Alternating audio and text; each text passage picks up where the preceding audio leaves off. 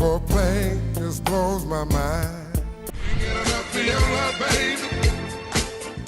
I like to think I've changed to a better person, to a more aware person. I feel that everything must change.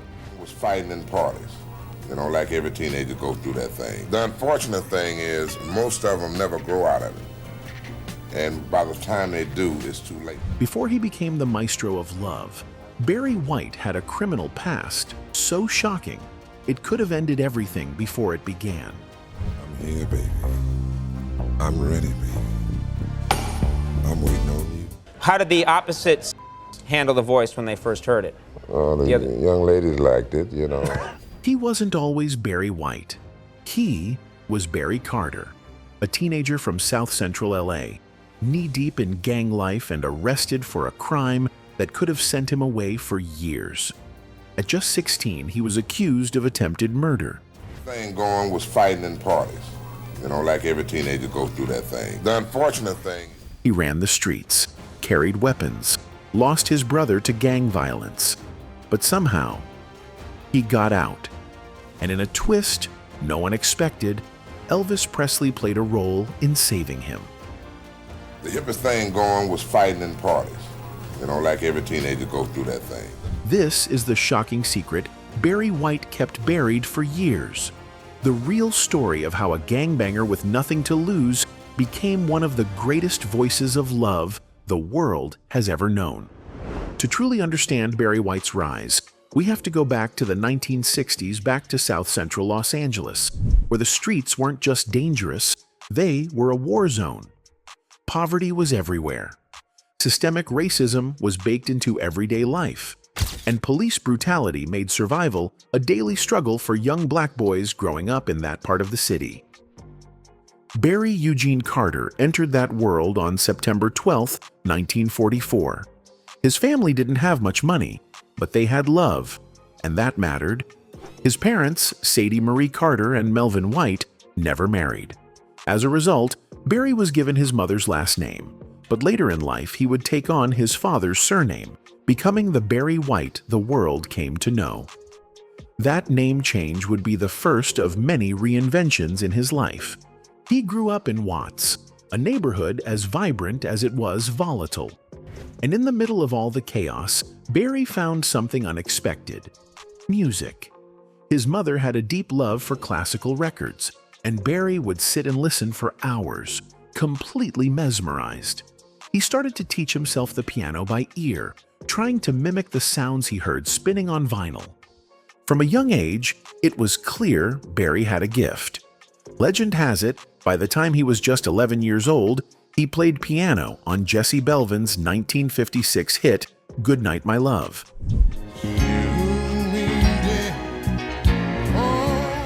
However, in a surprising twist, Barry denied any involvement in writing or arranging the song during a 1995 interview. He believed that the story had been blown out of proportion by overzealous journalists. While it's true that he and Belvin lived in the same neighborhood, there was a significant age gap between them, with Belvin being 12 years older. Despite the ambiguity surrounding his early career, Barry's talent couldn't be denied. He attended Jacob A. Riis High School, an all-boys academy in Southeast Los Angeles. His voice underwent a dramatic transformation when he turned 14, deepening considerably. Barry reminisced, "I had a normal squeaky kid voice as a child.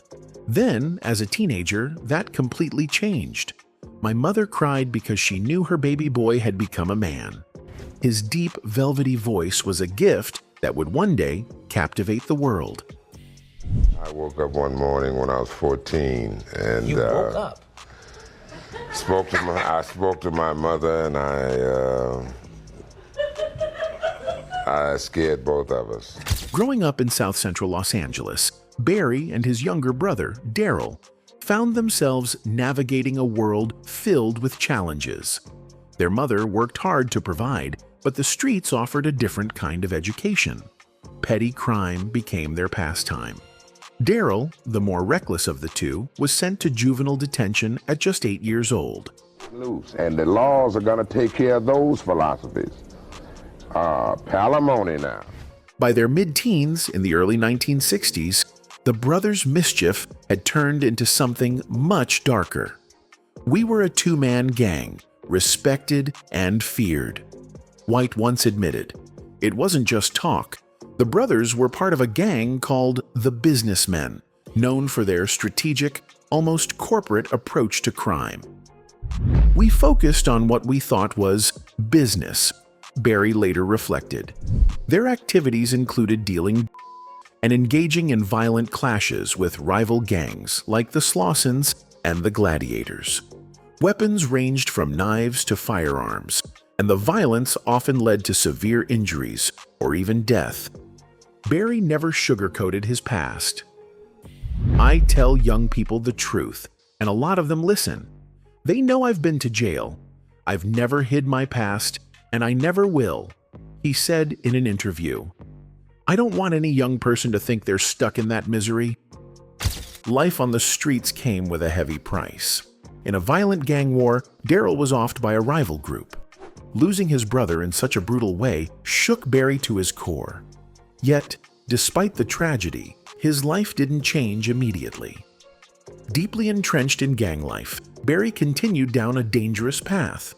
At 16, he was arrested for stealing tires worth $30,000, a heist likely orchestrated by the businessman. Sentenced to 7 months in a juvenile detention center, Barry found himself at a crossroads. I made up my mind to make a change in my life when I was 16 years old. Grieving for his brother and questioning his choices, Barry began to reflect on his life. During his time in detention, something shifted within him. His love for music, always simmering in the background, began to take center stage. Barry's transformation wasn't instant, but it was profound. While serving his sentence, he listened to Elvis Presley's "It's Now or Never." The song hit him like a bolt of lightning. It was like being smacked in the face with a baseball bat, Barry later recalled. That moment became a turning point. Barry decided he was done with crime for good. Upon his release, he faced another brush with the law. Accused of attempted murder, he was thrown back into custody. But fate intervened when his alleged victim woke from a coma and identified the real attacker. Barry was cleared, but the close call served as another wake-up call. We are all gods on this planet, every man and every woman. We create life, we can take life. Barry's deep, velvety voice, the one that would one day become his signature, first emerged when he was just 14. That voice didn't just change his sound, it changed his path. It became his way out of a world filled with violence and grief. For Barry, music wasn't just a hobby, it was his lifeline. His way of processing pain, of mourning his brother, of rewriting his story. He poured everything into the music, every hard lesson, every loss, every second chance. And somehow, his truth resonated. Fans didn't just hear the romance in his songs, they felt the struggle behind it. Barry White's journey wasn't just about turning away from the streets, it was about turning towards something bigger, finding purpose, and using his past not to shame him, but to lift others up. Very dynamic, can be very demanding, it can be very humble, it depends on how I use it. But the real turning point came on his 18th birthday. On the very day he was supposed to return to high school, Barry decided to skip class and make a pilgrimage of sorts to the Capitol Records headquarters in Hollywood. He stood across the street from the office, gazing at it for hours, absorbing the lively atmosphere that surrounded it. This experience ignited a fire within him, inspiring him to pursue a career in Hollywood and the entertainment industry, even though he had no formal training in reading or writing music. That music is my lifesaver. That's why I dedicated my life to that lady. To this day, to the day I die, I will make music. Anyway, following his release from prison, White abandoned his involvement in gang activities and embarked on a music career during the early 1960s, initially as a member of singing groups. His debut release, Too Far to Turn Around came in 1960 as part of the upfronts. Subsequently, he worked with various small independent record labels in Los Angeles, recording singles under his own name in the early 1960s. He was often backed by vocal groups like the Atlantics and the Majestics. It's worth noting that White was mistakenly credited with producing Bob and Earl's 1963 hit single, Harlem Shuffle, a claim he refuted in his 1999 autobiography, confirming that Gene Page was the actual producer. In 1965, White took on the role of producer for the track Feel All Right by the Bel Cantos, which was released on the Downey label. In 1966, under the alias Lee Berry, he recorded his first single, Man Ain't Nothin', also on the Downey label. Furthermore, he co-wrote Together Forever, a song released by Pat Powdrill and the Power Drills in 1967. During the mid-1960s, Bob Keane of Delphi Records hired White as an A&R man for his newly established Bronco Records imprint. White began collaborating with the label's artists, including Viola Wills and the Bobby Fuller Four, in various capacities such as songwriter, session musician, and arranger. He played a pivotal role in discovering singer Felice Taylor and arranging her successful song I Feel Love Comin' On, co-written with his friend Paul Politi, which achieved significant popularity in the UK. White and Politi continued to write chart-topping hits for Taylor, including It May Be Winter Outside, But in My Heart It's Spring, and Under the Influence of Love. In 1969, White signed a producer deal with Forward Records of Los Angeles, a division of Transcontinental Entertainment Corporation. White's breakthrough as a producer came in 1972 when he discovered and produced a girl group called Love Unlimited. Modeled after the Motown girl group The Supremes, the members had honed their talents under White's guidance for 2 years before signing contracts with Uni Records. With the help of music industry businessman Larry Nunes, who provided financial support, their album was recorded and presented to Russ Regan, the head of Uni Records. The album, titled From a Girl's Point of View, We Give to You, Love Unlimited, released in 1972, marked the beginning of White's series of albums and singles with lengthy titles. Following Regan's departure from Uni Records for 20th Century Records, White's relationship with Uni soured, leading to a shift of his production deal and the Love Unlimited group to 20th Century Records. Throughout the 1970s, they produced several hits, including I Belong to You, which spent over 5 months on the Billboard R&B chart in 1974, including a week at number 1, and Under the Influence of Love Unlimited, which reached number 1, 3 on the Billboard Pop Album charts. On July 4, 1974, White married the lead singer of the group, Glodian James. In 1973, White founded the Love Unlimited Orchestra, initially intended as a backing band for Love Unlimited. However, White took a different direction and released the single Love's Theme in 1973, which he wrote and performed with the orchestra. The song reached number 1 on the Billboard Pop charts. In 1974, the Love Unlimited Orchestra released their first album, Rhapsody in White, which included Love's Theme. White continued to release albums with the orchestra, and although the orchestra stopped producing albums in 1983, they continued to serve as White's backing band. Barry White was a musical genius, a pioneer, and a visionary. But he was more than just a singer, he was also a businessman. In an industry dominated by white executives, Barry made a bold move by starting his own record label, Unlimited Gold, under CBS Records. By owning his own, Barry had more control over his music. He could make the songs he wanted without someone else telling him what to do. You survive, a black man with a black company. I am not excluded from that nightmare of piracy and bootlegging. Barry's decision to create his own label wasn't just about money. It was about control and integrity. He wanted to ensure that his music was produced and marketed the way he envisioned. But as Barry navigated the treacherous waters of the music industry, he encountered the dark side of the business. Greed is a funny thing. Once you take a bite of it, it tends to turn on you and start eating you up.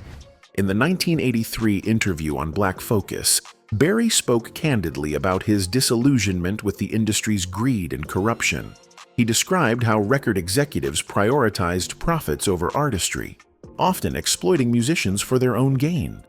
But despite being in an industry that couldn't care less about the artist, Barry White's velvety baritone voice, often accompanied by the sultry sounds of his orchestra, created the soundtrack to countless romances and intimate moments.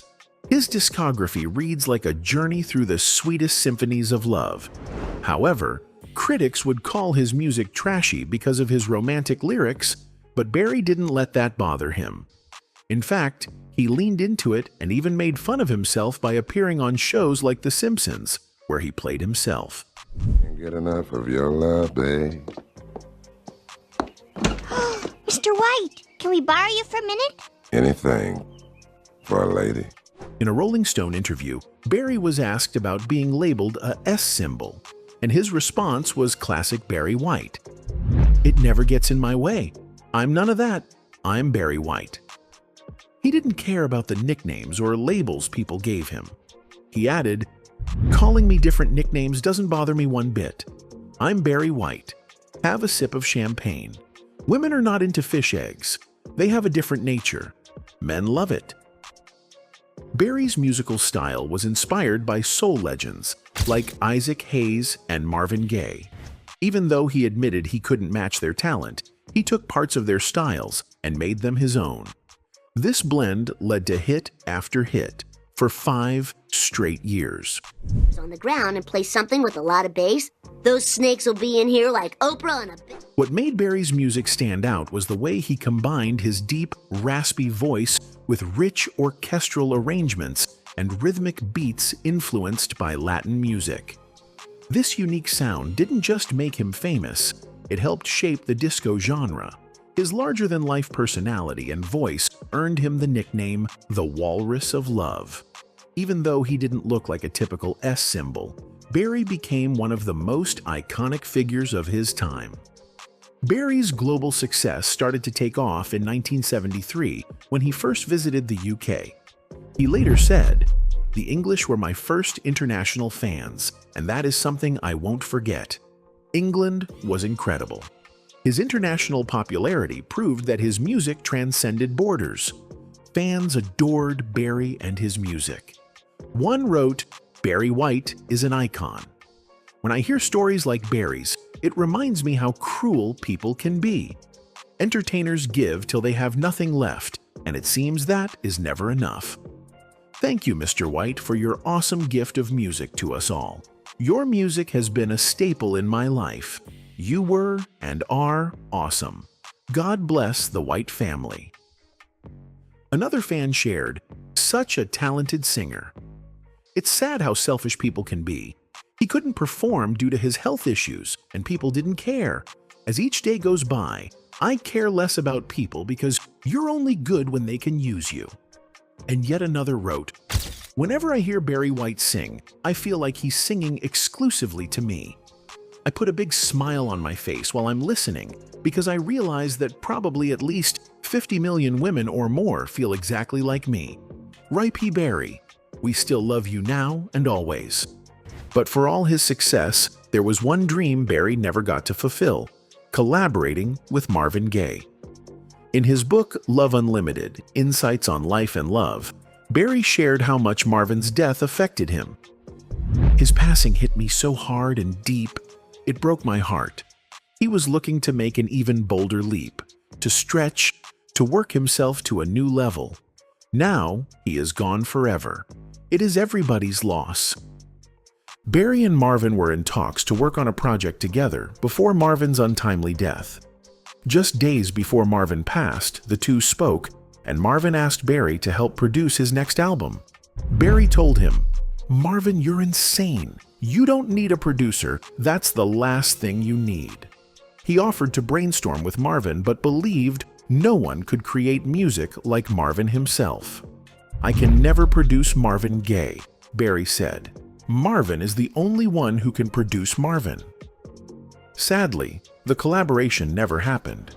Barry's personal life was just as complicated as his career. Known as the king of romance in the music world, his own love life was filled with challenges. He went through 2 divorces. Women is still God's greatest gift to man. Whether he can acknowledge that or not, and there's many reasons why he can't. Barry's first wife, Mary, was a childhood friend. The two had 4 kids together before they separated in 1969. His second marriage was to Glodian James, a member of Love Unlimited, the girl group he created. They collaborated on the song "Walkin' in the Rain" with The One I Love, but their marriage ended in 1988.